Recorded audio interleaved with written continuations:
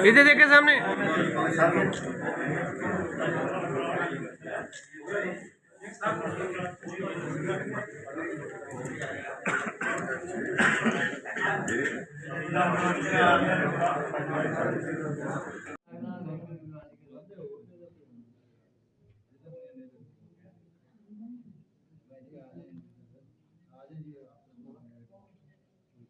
इंशाल्लाह कल का शो आपने देखा, माशाल्लाह बहुत ज़बरदस्त था।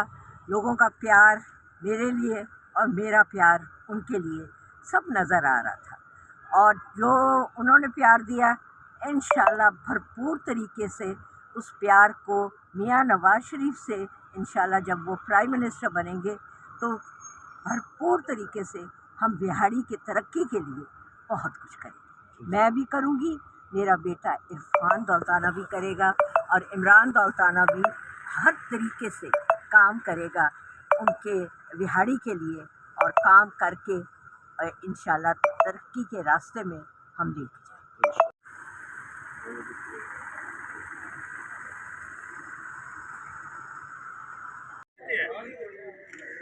आजा, फोटो खिंचाइए, आजा।